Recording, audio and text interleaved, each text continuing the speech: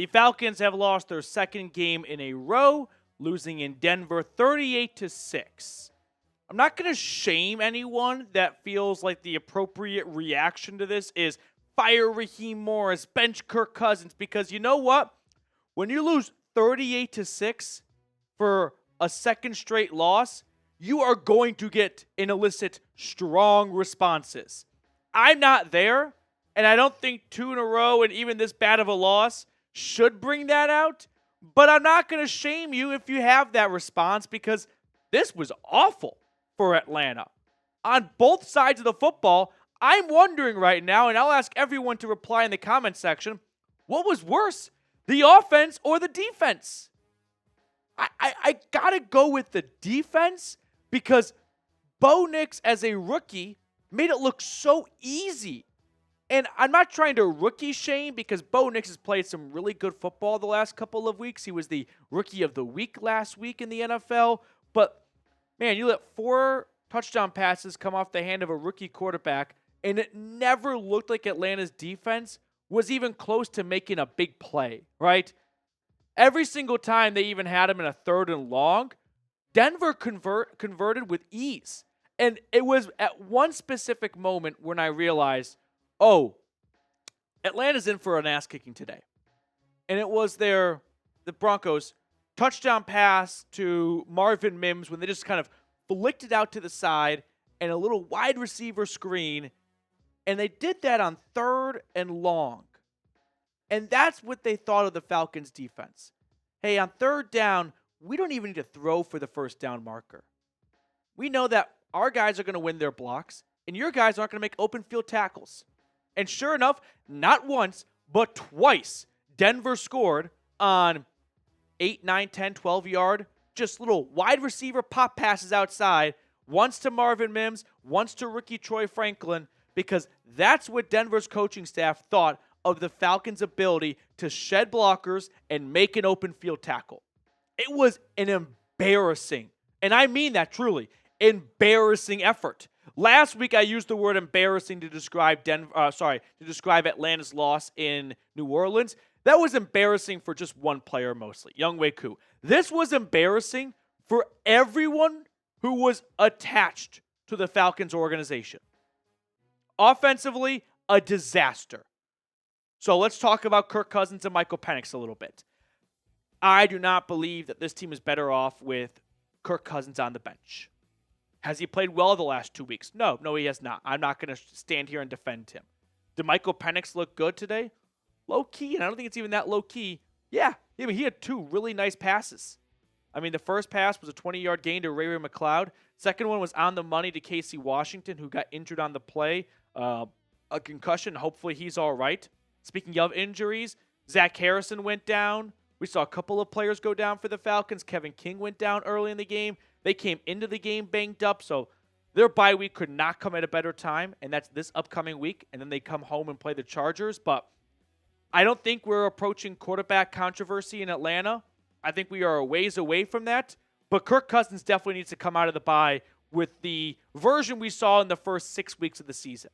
The last couple of weeks, dreadful.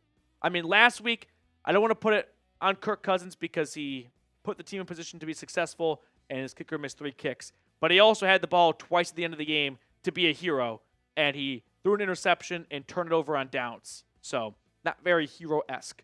Meanwhile, Penix looked pretty good. So, the good takeaway is at least they have their quarterback for the long-term future. I don't think they need to go to that outlet just yet, though. So, that's my stance on the whole incoming quarterback question and controversy. Start Michael Penix? No. I'm not pulling the plug on Kirk Cousins on what's a 6-6 record now for Atlanta. They were 6-5 coming into today, so or 6-4. They're 6-5 now. So no, 6-5. I'm not benching the starting quarterback or making any coaching changes. If there was one change though, it'd be get rid of Jimmy Lake. What does the defense bring? What's the defense's identity? What's the defense's strong suit other than having Jesse Bates make plays every other week? Because he can't do it all by himself every single Sunday. I'm not trying to take anything away from Bates, but he is just one human. He's not Superman, even though at times he looks like it. But seriously, what is Jimmy Lake's defense? If someone who was a big football guy was like, Petey, explain to me what the Falcons defense does well and not well, I'd go, well, I can do a lot for one of those two questions. Can't really tell you what they do well. They play a lot of zone, but they get ripped apart in the zone. Oh, so they changed to man. No, actually, they don't. They really don't. I don't know what they do well. Actually, I do. They don't do anything well. Jimmy Lake, I wouldn't say he's on the hot seat. Jimmy Lake is on a ticket to being a one-and-done coordinator in the NFL. And that's one of the mistakes that new head coaches tend to make is, all right, I'm a head coach. I'm the boss, so I get to hire all of my assistants. Well, I'm bringing my squad with me. It works for Adam Sandler because he makes good movies. He can bring his friends to Hawaii to film. Just go with it. When you're in the NFL, you can't bring all your pals to every single movie. Sorry to the Rob Schneiders of the NFL, but can we get some coordinators with a little bit of experience? I don't think Zach Robinson's doing an awful job, but Jimmy Lake is doing nothing to make me even feel a little bit of something on defense for this team. More in just a second. I do want to give a quick shout out to our sponsor, Prize Picks. It's the best place to get real money sports action. With over 10 million members and billions of dollars in awarded winnings, Prize Picks has made daily fantasy sports accessible to all. You just pick more or less on at least 2 players for a shot to win up to 100 times your cash. Run your game all season long on Prize Picks. So take the game tonight. I'm taking the more on Jamar Chase and Justin Herbert along with Joe Burrow. So if you want to have some additional interest while watching this matchup, use Prize Picks. Download the app today and use code CLNS to get $50 instantly after you play your first $5 lineup. All of that information is in the comments and description of today's video. Download the app today and use code CLNS to get $50 instantly after you play your first $5 lineup. Let's talk about Denver's offense. Prize Picks, run your game. Let's talk about Denver's offense against Atlanta's defense. So, no turnovers, no takeaways. That's not very surprising. They got 1 sack. And if you didn't watch the game, you might look at that and go, they're up to 10 sacks ever. It's the biggest bullshit sack of all time. Like, kudos to Judon for driving Mike McGlinchey, the right tackle, into Bo Nix to knock Nix down. But then Judon just plays duck, duck, goose and taps Bo Nix on the head and goes, oh, that's my sack for the season. Well, glad Judon got his second sack of the year. That's probably all we're going to get from out of him. Maybe 1 or 2 more based on the Rays app, but no more than that. Also, Denver's offense just torched the Atlanta secondary, which you can give a slight pass to because of the injuries. But even then, it's not like they were playing Justin Jefferson and Jamar Chase.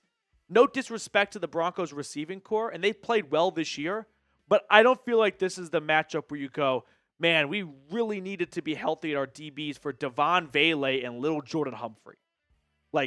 I would understand it more so if they were playing Jamar Chase and T. Higgins. That's not a good time to be shorthanded. But everyone's injured, everyone's banged up, and if there was a matchup you'd want to be banged up in the secondary, it's probably against the Broncos receivers, who play way better than what you probably think going into the game, because when they catch the ball, you go, who the hell is 17? Who is that? Is that Cortland Sutton? Oh, he was good last year-ish. Who's Lil Jordan? Is that his real name? That's what goes through the minds of everyone that plays the Broncos this year, because these guys wildly exceed every opponent's expectations.